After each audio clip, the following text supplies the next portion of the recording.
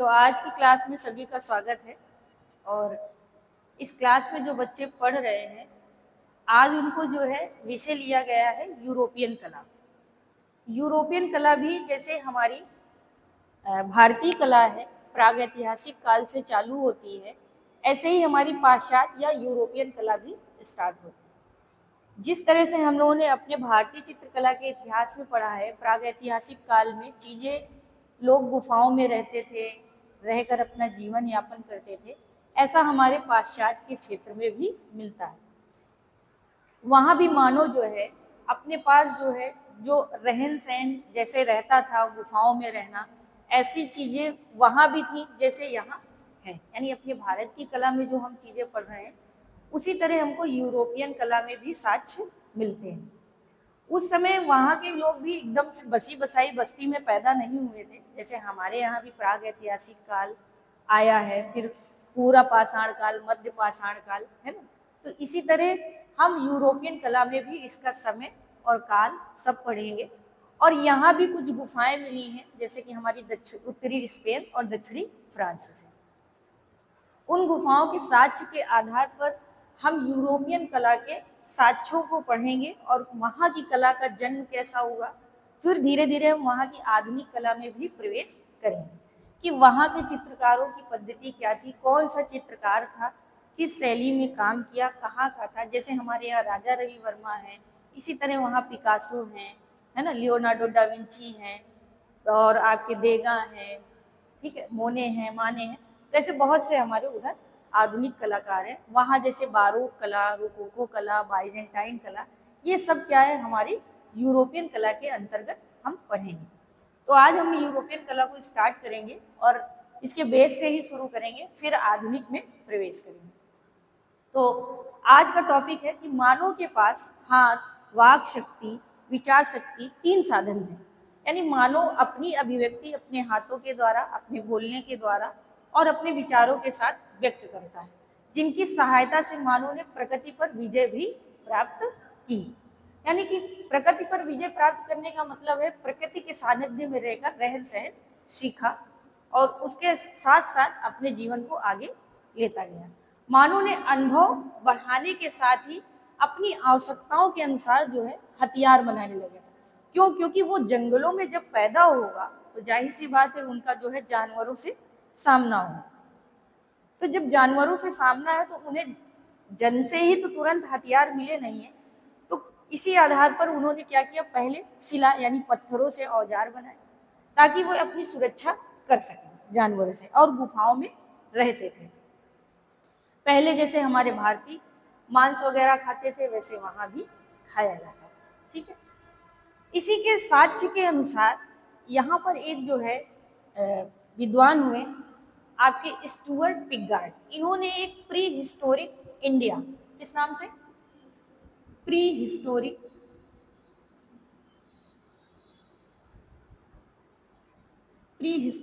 India,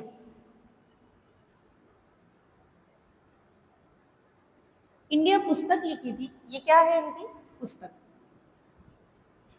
किसने लिखी थी, स्टुअर्ट पिगगार्ड ने लिखी थी, ठीक है। इन्होंने जो है स्टुअर्ट, लिख लीजिए, स्टुअर्ट पिगगार्ड या पिगगार्ड भी लिखा रहता है, ठीक है।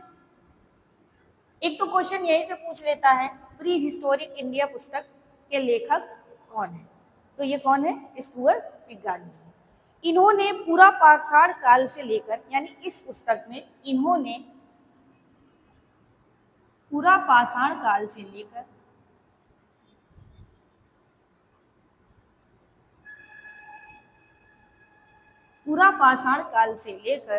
सन से निकट संपूर्ण विस्तार, यानी पूरा पाषाण काल से सन में जब हम पहुंचे हैं तो पूर्ण विस्तारित, यानी पूर्ण विस्तार से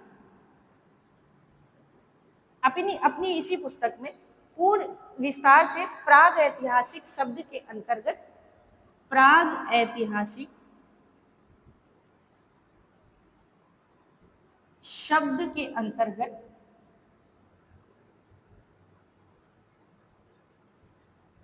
ठीक है, यानी जो ये शब्द है, इस शब्द के अंतर्गत पूरे प्राग ऐतिहासिक समय को इन्होंने समाहित किया।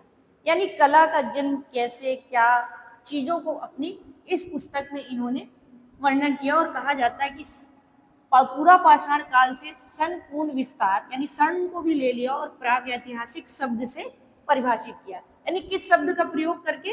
प्राग ऐतिहासिक काल को लेकर इन्होंने संपूर्ण को आपके सामने परिभाषित कर दिया। ठीक है। प्राचीन इतिहास एवं पुरातत्व विद्वान एक और हुए इनके बाद, प्राचीन पुरातत्व विद्वान। देखिए आज क्लास चालू हो रही, हो सकता है लंबी भी हो सकता है बोरियत भी लगे, लेकिन ये इसलिए पढ़ाई जा रही है, बेसिक से स्टार्ट किया गया। नहीं तो हम सीधे पूरा पाषाण काल, मध्य पाषाण काल, नवपाषाण काल आए और शुरू कर देते, लेकिन थोड़ा सा बेस के साथ चलेंगे।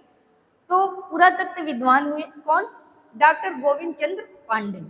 कौन हुए? डॉक्टर गोविंद चंद्र पांडे।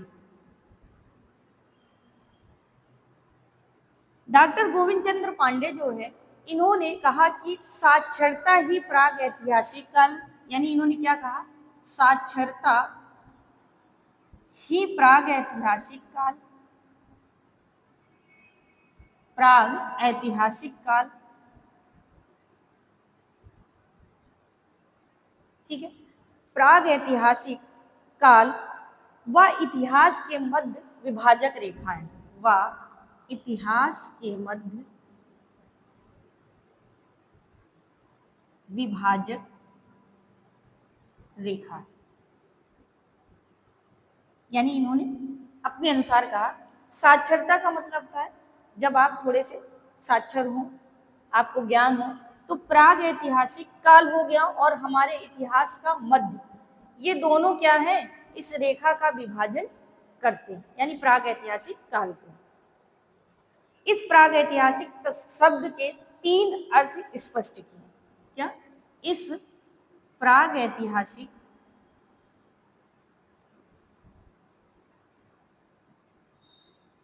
काल को 3 शब्द में परिभाषित किया। ठीक है। कितने शब्दों में? 3 शब्दों में इन्होंने परिभाषित किया। पहला क्या लिया इन्होंने? पहला लिया है जो निश्चित रूप से इतिहास काल को निर्धारित व साक्षरता का आविर्भाव से पूर्व युग हो। इन्होंने कहा जो निश्चित हो, यानी जिसको निश्चित किया गया हो, जो निश्चित हो,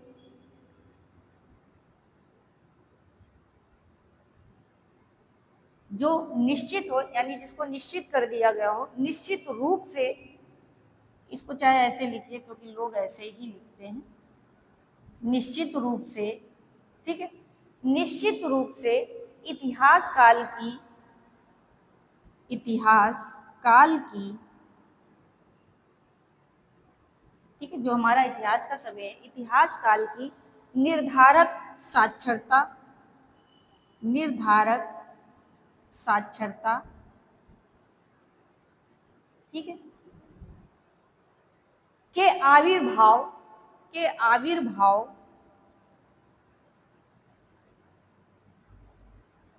युग से, युग से हो, या पूर्व युग से हो, ऐसे लिख लीजिए, पूर्व युग से हो।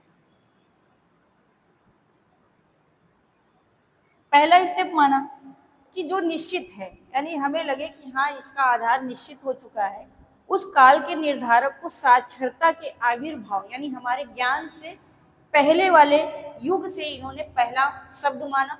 दूसरा इन्होंने कहा कि आद्य ऐतिहासिक,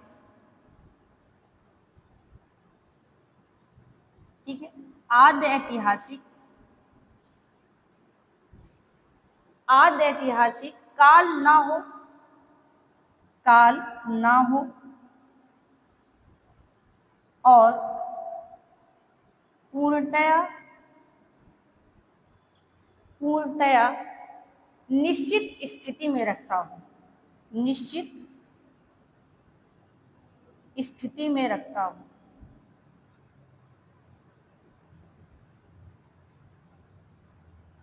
ठीक है। तीसरा इन्होंने माना अपने शब्दों में कि जो ऐतिहासिक युग में अस्तित्व में रहकर, जो ऐतिहासिक युग के अस्तित्व में है, ठीक। तो इन्होंने 3 शब्दों में अपने इन आधार पे इन्होंने प्राग ऐतिहासिक काल को स्पष्ट किया, ये इनका आधार था। इसके बाद पुरातत्ववेताओं ने, यानी कुछ पुरातत्ववेता हुए या विद्वान हुए, जिन्होंने इसको विभाजित किया, ठीक है। किसको? प्राग ऐतिहासिक काल को पहले 2 भागों में इन्होंने विभाजित किया, ठीक है। ये विभाजन इसलिए थोड़ा सा पढ़ाया जाता है कि कभी कभी अब जिस हिसाब से क्वेश्चन का लेवल है थोड़ा सा हाई कर दिया, रटा रटाया नहीं पूछ रहा है। तो पुरातत्ववेताओं ने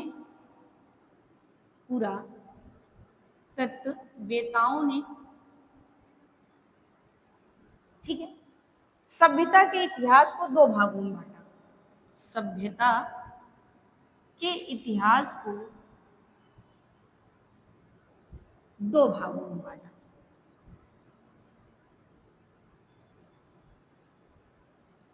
देखिए, इन्होंने किसको बांटा है? सभ्यता को, प्रागैतिहासिक काल को नहीं बांटा।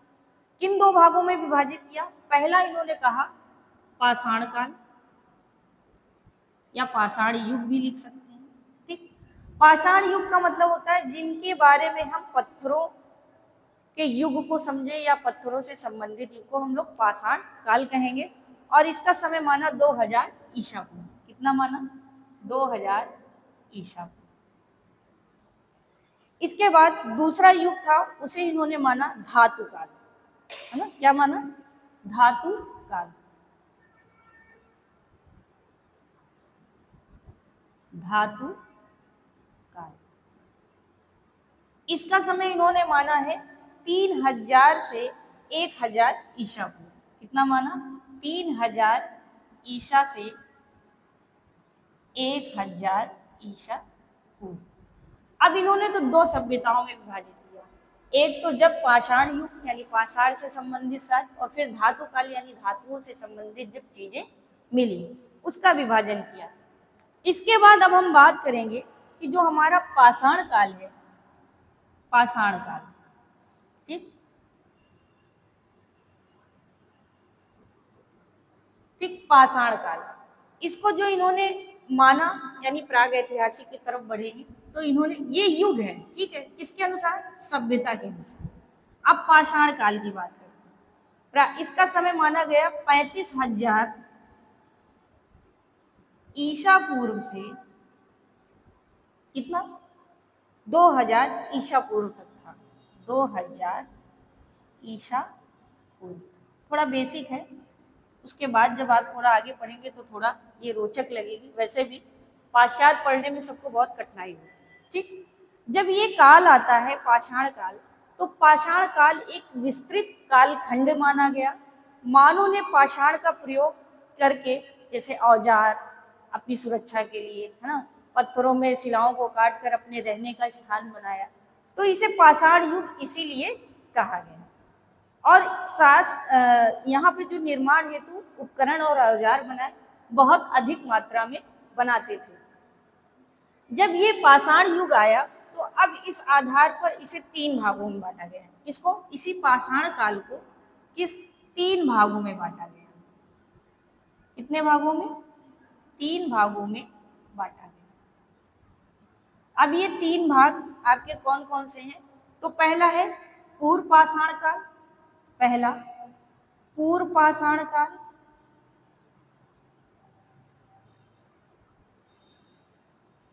दूसरा क्या होगा? हाँ, दूसरा है आपका मध्य पाषाण काल, और तीसरा है आपका नव पाषाण। 3 ही पढ़ने, नव पाषाण।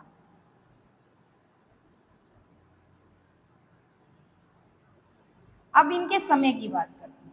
अब ये देखिए, आपने अपने भारतीय इतिहास में भी पढ़ा है क्या? पूर्व पाषाण काल, मध्य पाषाण काल और नवपाषाण काल। लेकिन यहाँ आप यूरोपियन समय को पढ़ रहे हैं, यानी वहां के समय को। तो पूर्व पाषाण काल कितना माना गया? 35,000 से 18,000 ईसा पूर्व। ठीक, ये हमारा किसका है समय? पूर्व पाषाण काल का। फिर इसके बाद 18,000 से 7,000 ईसा पूर्व, ये हमारा क्या है? मध्य पाषाण काल। और नवपाषाण काल होगा आपका 8,000 से, नहीं 7,000 से कितना माना जाएगा? 2,000 ईसा। यानी अब हम यहाँ नवपाषाण में आ गए। तो ये 3 क्रम थे। पाषाण काल को ही, यानी पहले 2 सभ्यताओं को बांटा, एक धातु काल, एक पाषाण काल। पाषाण काल हमें पढ़ना है और इसी में हम पढ़ेंगे प्राग ऐतिहासिक काल को पढ़ते हुए आगे बढ़ेंगे। तो इसको पहले 3 भागों में डिवाइड किया गया, पूर्व पाषाण काल, मध्य पाषाण काल और नवपाषाण काल। इन्हीं को कहते हैं इंग्लिश में, इसे कहते हैं पेलोलिथिक एज, इसको क्या कहेंगे? Mesolithic as. और नवपाषाण काल को कहेंगे नियोलिथिक एज। तो सबके इंग्लिश नाम भी याद रखने हैं। ठीक, तो ये कला का आरंभ युग था, जिन्हें 3 भागों में प्रकृति की रचना के अनुसार बांटा गया। अब बात करेंगे कला का आरंभ मानव जाति की युगीन यानी इतिहास के समय में प्रवेश करेंगे। ठीक है, अब बात करते हैं, अब सीधे यहाँ पे कला की बात करेंगे। ठीक,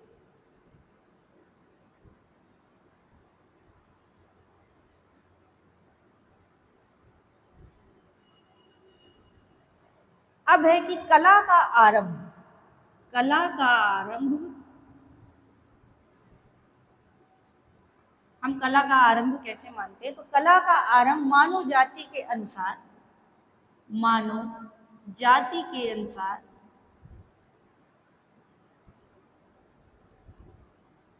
ठीक है, मानव जाति के अनुसार इतिहास से जुड़ा हुआ है। किससे जुड़ा है? हमारे इतिहास से जुड़ा हुआ है।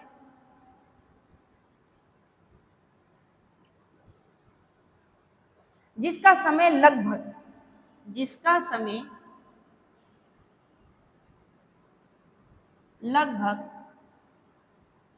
अब ये इतिहास का समय, ठीक, लगभग 5,000 ईसा पूर्व तक, 50,000 से 5,000, 50,000 से 5,000 ईसा पूर्व का माना जाता है। किस समय को मान रहे हैं? ऐतिहास के समय को। ठीक है, पाषाणिक समय को नहीं मान रहे।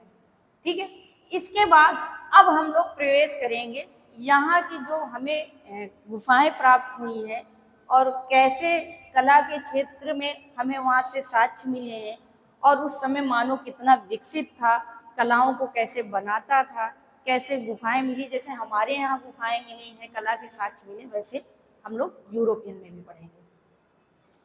तो पहले हम पढ़ेंगे उत्तरी स्पेन, उत्तरी स्पेन और दक्षिणी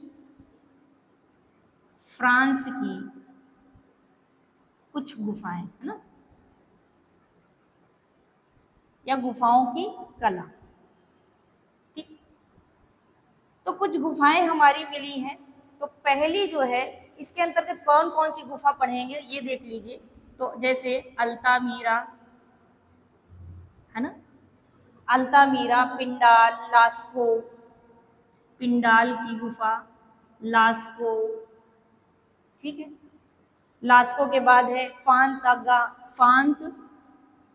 दा गाम, ये सब गुफाओं के नाम। ठीक है, ला कावेरी, ला कावेर, हाँ ला कावेरी। इसके बाद है आपकी गरगास नियो, गरगास नियो। ठीक, फिर है त्राफेयर्स, त्राफेयर्स। और एक आपकी गुफा है इसी को हम लोग कहते हैं तीन भाइयों की गुफा। इसी गुफा को क्या कहते हैं? तीन भाइयों की गुफा।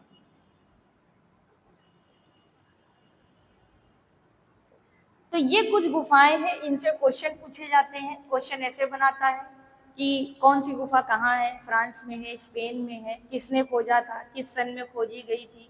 ठीक है, इस तरह से यहाँ से क्वेश्चन पूछे जाते हैं। चित्र का नाम देके आपसे पूछ सकता है किस गुफा में वर्णित है। जैसे हम लोग भारतीय पढ़ रहे हैं वैसे यूरोपीय भी पढ़े। तो आज हम पढ़ेंगे सबसे पहले आपकी अल्तामीरा की गुफा। ठीक है,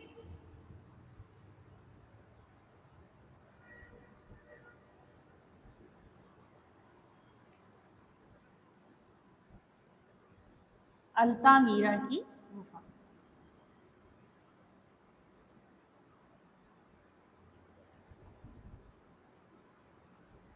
आज हम इसी के बारे में पढ़ेंगे। पहला क्वेश्चन है कि अल्तामीरा की गुफा है कहाँ? तो ये है उत्तरी स्पेन में। कहाँ है? उत्तरी स्पेन में। ठीक है, अब आरंभ में ये माना जाता है कि यहाँ प्राग ऐतिहासिक मानव सर्वप्रथम चित्र उत्तरी स्पेन की अल्तामीरा की गुफा में पाए गए। यानी अगर हम यूरोपीय कला को पढ़ें तो जो सबसे पहले हमें यूरोपियन कला में साक्ष्य मिलते हैं, तो माना जाता है कि सबसे पहले उत्तरी स्पेन यानी अल्तामीरा की गुफा में हमें प्राग ऐतिहासिक मानव के द्वारा बनाए गए चित्रों के अंकित साक्ष्य प्राप्त होते हैं। ठीक है, तो यहाँ पे जो है गीली दीवारों पे बनाए गए, है ना, फीते के समान टेढ़ी मेढ़ी लाइनों से चित्रों का अंकन हमें प्राप्त होता है। यहाँ जो चित्र बने थे वो कैसे बने थे, यानी किन चीजों का प्रयोग करते थे? तो चूना पत्थर से निर्मित गुफा है ये। कैसी? चूना पत्थर से निर्मित गुफा है। यानी यहाँ पे जो लोगों ने प्रयोग किया है वो चूना और पत्थर का मिक्सचर बनाकर प्रयोग किया है। ठीक है, और ये माना जाता है कि ये 1000 मीटर लंबी, कितनी? 1000 मीटर लंबी गुफा है। ठीक है, कितने गज में मान लीजिए? तो 300 गज में। 1000 मीटर लंबी, लगभग 300 गज, 300 गज में विस्तृत क्षेत्र में बनी गुफा है। ठीक, 300 गज विस्तृत क्षेत्र में बनी गुफा है। ठीक है, ये याद रखिएगा, इससे क्वेश्चन बहुत पूछा जाता है। किससे निर्मित है? तो चूना पत्थर से हो सकता है। इसकी लंबाई भी पूछ ले तो 1000 या फिर 300 गज में ये फैली हुई गुफा बनी हुई है। चित्र केवल कलावीथी में भी उपलब्ध है, यानी जो इसके चित्र प्राप्त हुए हैं तो कलावीथी में इसके चित्र प्राप्त हुए हैं।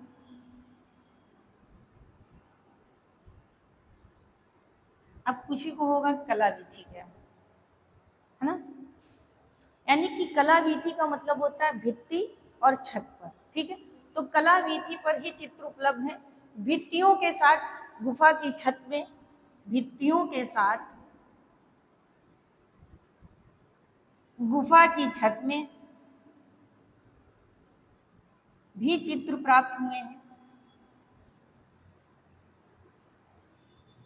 ठीक है, यानी जो छत है, जैसे हमारी किसमें, जोगी मारा की गुफा में भी छत में चित्र प्राप्त हुए, वैसे अल्तामीरा की गुफा में भी भित्ति के साथ साथ छत में भी चित्र प्राप्त हुए हैं। और ये माना जाता है कि ये 6 से 7 मीटर या फुट कह लीजिए, फुट ही लिख लीजिए, 6 से 7 फीट ऊंची है ना। इनकी जो ऊंचान है 6 से 7 ही फीट है, 12 फीट नहीं है। आजकल 12 फीट में मकान बन रहे हैं ना बढ़िया ऊंचाई में, उस समय 6 से 7 फीट ऊंची होती थी, उतना ही मानव के लिए बहुत होता था। तो 6 से 7 फीट, 6 से 7 फीट ऊंची मानी गई है। और जिसमें छत के चित्र देखने के लिए, यानी जो छत के चित्र हैं, छत के चित्र देखने के लिए लेट कर देखना पड़ता है, लेट कर देखना पड़ता है। लेट कर या मान लीजिए हल्का सा झुक कर, तभी इन चित्रों को आप सही से देख सकते हैं। इन चित्रों की खोज की बात करेंगे। अब इस गुफा की खोज हालांकि एक कहानी है, कहानी क्या है, कहानी की तरह अगर समझेंगे तो 1879 ईस्वी में अल्टामीरा की खोज सर्वप्रथम शौकिया एक पुरातत्व विभागी थे, उनका नाम था मार्सिनो लोनो, है ना, मार्सिनो लोनो सज के मातू ओला की 8 वर्षीय पुत्री थी। ठीक है, ये इनका नाम है, ये याद रखना पड़ेगा। 8 वर्षीय पुत्री थी और 8 वर्षीय पुत्र खेलते या घूमने या भ्रमण के दौरान इस गुफा में पहुंच गई, तो उनका नाम था मारिया सातू ओला ने इस गुफा की खोज की थी। उन्हीं को ये श्रेय जाता है, वो गई होंगी खेलते या घूमते हुए भ्रमण के दौरान, तब उन्होंने अपने पिता से, क्योंकि वो पुरातत्व विद्वान थे ही, तो फिर उन्होंने इस गुफा का पता लगाया। तो जिस सर्वप्रथम जो देखता है, बताता है, श्रेय उसी को जाता है। ठीक है, तो अब आगे लिख लीजिए इस गुफा की खोज के बारे में।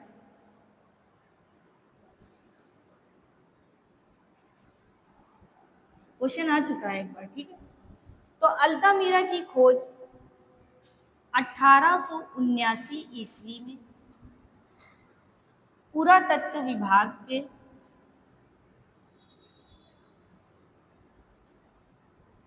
शौकीन कह लीजिए, है ना, शौकीन यानी जिन्हें शौक था, कौन थे, तो वो थे मार्सिलिनो, मार्सिलिनो, ठीक, पूरा नाम लिख लीजिए, मार्सिलिनो सज सजडे सजडे मातू ओला, मातू ओला, ये किसका नाम है, पुरातत्व विभाग में जो थे इनका नाम है। इनकी पुत्री जो 8 वर्ष की थी, कौन, मारिया सातू ओला, कौन थी, मारिया सातू ओला ने इन गुफाओं की खोज की। ठीक है, ऐसा लिख लीजिए, खोज की। खोज का श्रेय इसलिए इनको जाता है कि इन्होंने देखा और बताया, तब इस गुफा के बारे में पता लगाया। ठीक है, और ये इसमें इन्होंने जो छत देखी, यानी मारिया सातू ओला ने जो छत देखी, इन्होंने कहा, उस छत को देखकर सातू ओला ने कहा, छत को देखकर सातू ओला ने कहा, अपने शब्दों में क्या कहा, the roof of the great hall, यानी इस छत को इन्होंने नाम दिया the roof of the roof of the roof of ठीक है, the roof of great hall, great hall.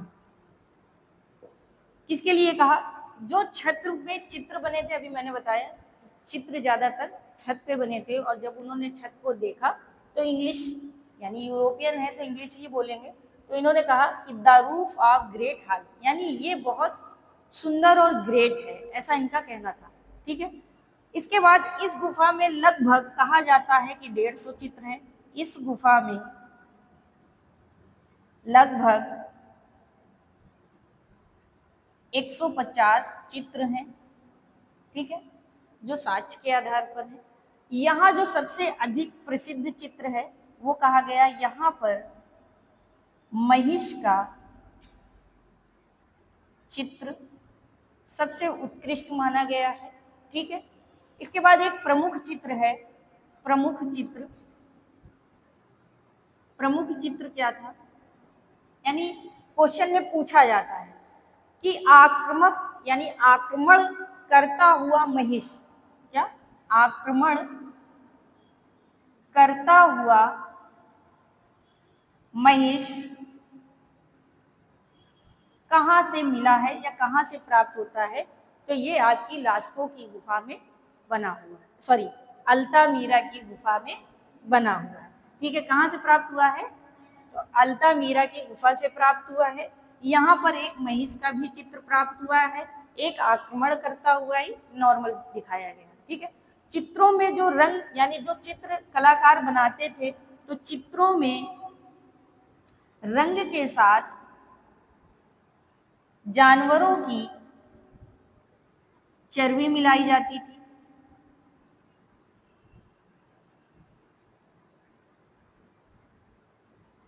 देखिए उस समय कोई खनिज रंग ही प्रयोग किए जाते थे, कोई आपके रासायनिक रंगों का प्रयोग नहीं होता था। तो उनको स्थापित यानी उनको स्थायित्व प्रदान करने के लिए, मजबूती प्रदान करने के लिए जानवरों की चर्बी मिलाते थे वो लोग। ठीक है। इस गुफा में अधिकतर चित्र मेदग्लानियन युग से निर्मित है, यानी युग पूछ ले आपसे कि यहाँ जो चित्र बने हुए हैं वो किस युग से संबंधित है।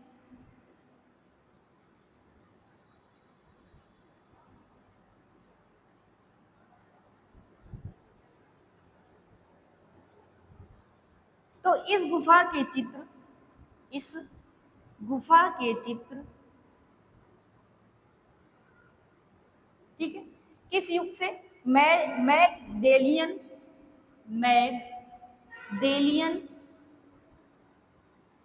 युग से संबंधित है। ठीक है, ये संबंधित है या प्राप्त हुए, ठीक, इस युग से। और ये जो चित्र निर्मित किए गए हैं मैगडेलियन युग से, यानी मैगडेलियन युग के, तो इन चित्रों को माना जाता है कि ये 12,000 ईसा पूर्व के होंगे, ऐसा माना गया। ठीक है। इसके बाद बात करते हैं कि चित्रों की महत्ता को देखते हुए अल्तामीरा की ये प्राग ऐतिहासिक कला सिस्टीन चैपल की छत कही गई है। यानी जो यहाँ से छत में चित्र प्राप्त किए गए हैं उसकी तुलना सिस्टीन चैपल या इस छत को क्या कहा गया है? यहाँ की उत्कृष्ट कला के कारण सिस्टीन चैपल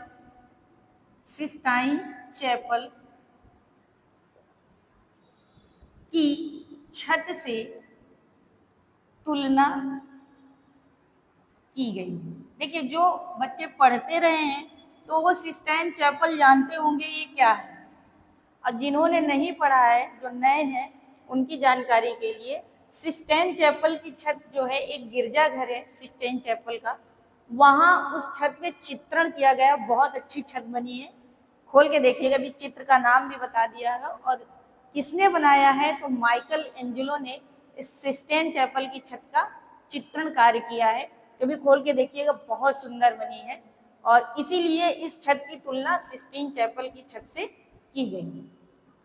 इसके बाद एक नोट करके लिख लीजिए,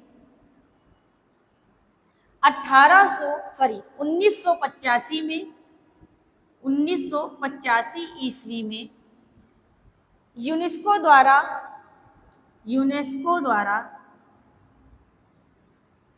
अल्तामीरा की गुफा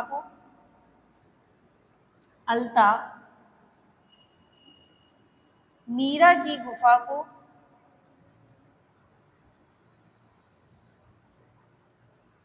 विश्व विरासत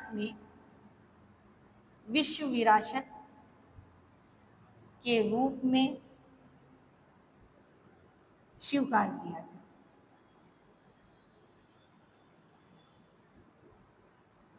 तो ये आज थी अल्तामीरा की गुफा। आपको याद रखना है किसने खोजा, किस वर्ष खोज हुई थी, कैसे कौन से चित्र मुख्य रूप से प्राप्त हुए। ठीक है। और यूनेस्को ने इसको सर्वप्रथम किस सन में अपने विश्व धरोहर के रूप में स्वीकार किया है, ये करंट का है। तो आज की इस यूरोपियन क्लास में इतना ही। चैनल को लाइक सब्सक्राइब करते रहें और आज से आप लोगों को टेलीग्राम लिंक भी दिया जाएगा। तो जो लोग चैनल से जुड़े हुए हैं वो लोग लिंक को सब्सक्राइब कर टेलीग्राम से जुड़े, ताकि उनको वहां से सूचना और आपको क्वेश्चन मिलते रहें। ठीक है, आज के लिए बस इतना।